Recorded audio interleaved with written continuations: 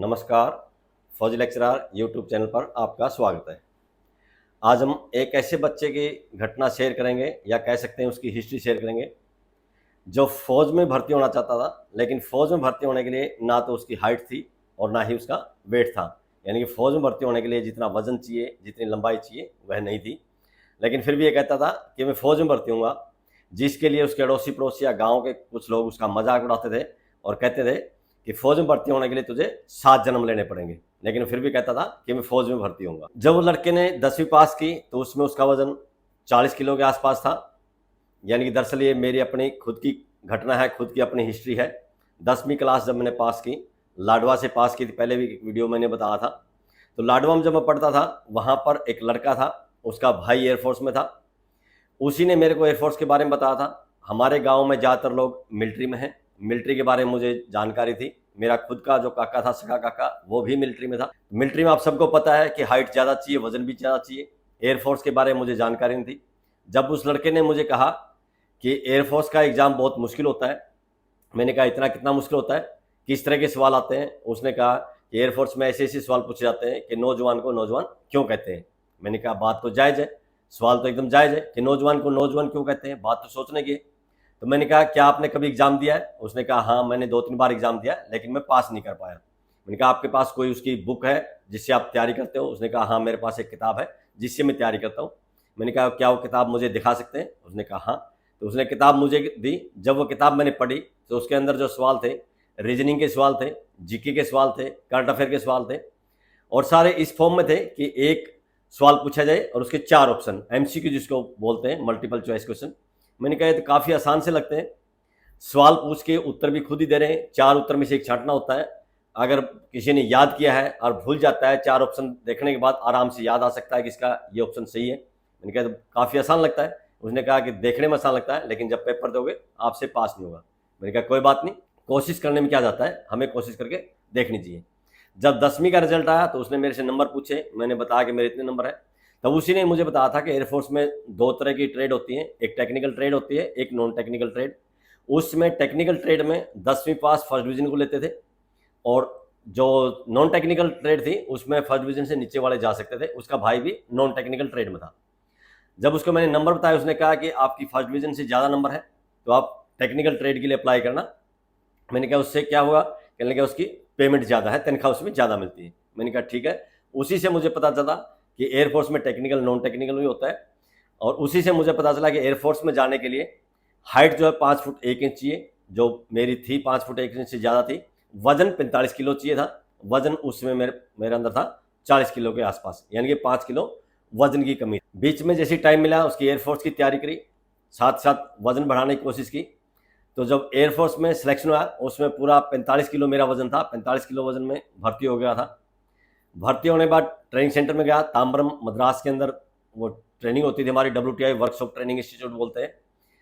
6 महीने की ट्रेनिंग के बाद, बेसिक ट्रेनिंग के बाद, जब छुट्टी आए, 28 दिन की छुट्टी आए, उसमें गांव में आने के बाद मैंने, जो लोग मेरा मजाक उड़ाते थे, कहते तो 7 जन्म तक फौज में जा सकता, तो T25 ट्रैक्टर ही चलाता रहा। क्यों? हमारे घर में T25 ट्रैक्टर था, वो ट्रैक्टर में चलाता था। उनको मैंने अपना आइडेंटिटी कार्ड निकाल निकाल के दिखाया कि देखो मैं भारतीय सेना में भर्ती हो गया हूँ। इसके ऊपर लिखा है इंडियन आर्म फोर्सेज, भारतीय सशस्त्र सेनाएं। उन्होंने कहा कि हमें तो इस सेना के बारे में पता नहीं था। मैंने कहा कि मुझे भी उसमें पता नहीं था, लेकिन मेरे अंदर एक जुनून था कि मुझे फौज में जाना है, और एयरफोर्स के बारे में मुझे भी जानकारी थी। एयरफोर्स भी सेना का अंग है, क्योंकि सेना के 3 अंग होते हैं, आर्मी, नेवी और एयरफोर्स। तीनों को मिला के ही सेनाएं बोला जाता है, या मिलिट्री बोला जाता है, या सशस्त्र सेनाएं उसको बोला जाता है। उसी समय गांव में गेम हो रहे थे, कबड्डी खेल थे, जिसको देसी गेम बोलते हैं, या देहाती गेम बोलते हैं, या सर्कल कबड्डी बोलते हैं, या उसको लंबी कबड्डी बोला जाता है। तो मेरा काका जिस गांव में शादी हुई थी, दरोड़ी खेड़ा गांव है, उचाना से आगे छोटा उचाना, छोटा उचाना आगे दरोड़ी खेड़ा है, वहां से वो मामा और उसके साथ 2-3 लड़के और आए थे।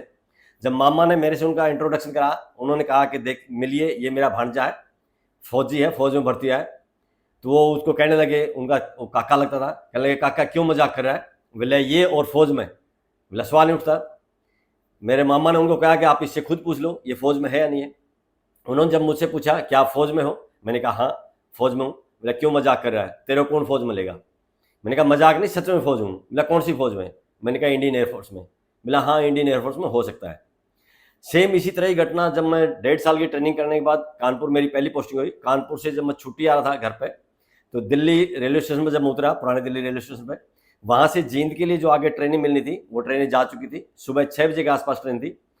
तो रात को रुकने के लिए दिल्ली, मुझे पता था भाई दिल्ली में रेस्ट हाउस है, सैनिक रेस्ट हाउस, उसका पता करते हैं, वहाँ जाके रेस्ट करते हैं। जैसे रेलवे स्टेशन में बाहर निकला, गेट से बाहर निकलते ही बुलेट मोटरसाइकिल पे एक दिल्ली पुलिस का इंस्पेक्टर बैठा हुआ था, नया जवान लड़का था। मैंने उससे कहा कि सर क्या आप मुझे बता सकते हैं सैनिक रेस्ट हाउस किधर पड़ेगा? उन्होंने मेरे को ऊपर से नीचे तक देखा और देखने के बाद पूछने लगा सैनिक रेस्ट हाउस? मैंने कहा हाँ जी। बोले उसका तुझे क्या करना है? मैंने कहा मैंने वहाँ जाके रेस्ट करना है। बोले तेरे को वहाँ रेस्ट कौन करने देगा? मैंने कहा मैं एक सैनिक हूँ और सैनिक रेस्ट हाउस सैनिकों को रेस्ट करने के लिए। बोला तू और सैनिक? मैंने कहा हाँ मैं और सैनिक। बोला तू कौन सी सेना में भाई? मैंने कहा सर मैं इंडियन एयरफोर्स में हूँ। बोला अच्छा इंडियन एयरफोर्स में? मैंने कहा हाँ। बोला हाँ वहाँ उस इंडियन एयरफोर्स में हो सकते हैं।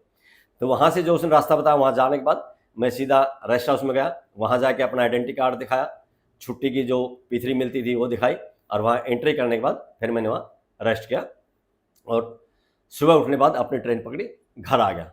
अगर आपके अंदर जुनून है, किसी टारगेट को आप हिट करना चाहते हो तो आप उसको हिट कर सकते हो। उसके लिए मेहनत करनी पड़ती है, दृढ़ संकल्प लेना पड़ता है, और लोग जो भी आपके ऊपर ताने कसे या कमेंट कसे उनको नज़रअंदाज करना होता है। सिर्फ और सिर्फ अपने टारगेट पर ध्यान रखना होता है।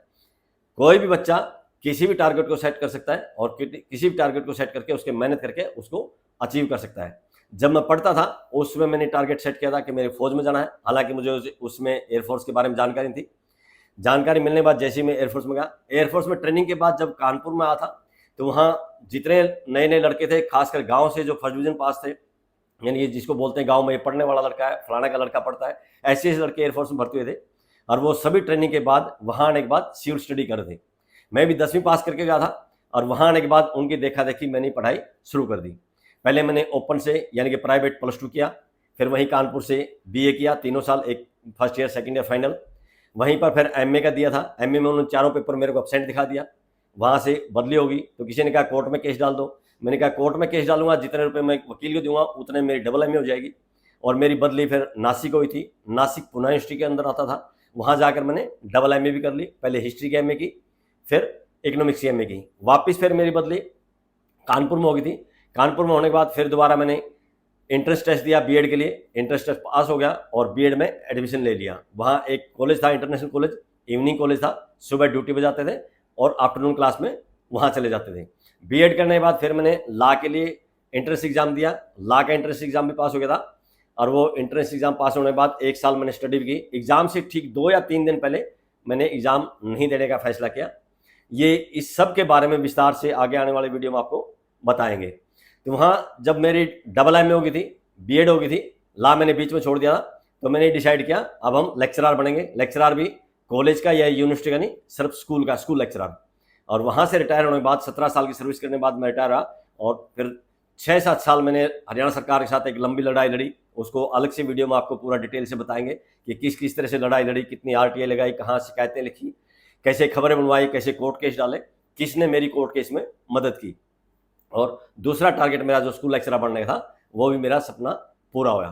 अभी बच्चे कहने से मैंने ये वीडियो बनानी शुरू की है, बच्चे कहने से मैंने यूट्यूब चैनल बना है। इस यूट्यूब चैनल के माध्यम से हम लोगों को यही संदेश देंगे कि आप अपने हौसले बढ़ा कर रखिए, टारगेट को सेट करके रखिए और हार ना मानिए। लोग कुछ भी बोलते रहें, कुछ भी कमेंट करते रहें, अपने काम पर ध्यान दीजिए, एक दिन आपको सफलता जरूर मिलेगी। आज की इस वीडियो में बस इतना ही। अगर वीडियो पसंद आई हो तो लाइक कीजिए, शेयर कीजिए।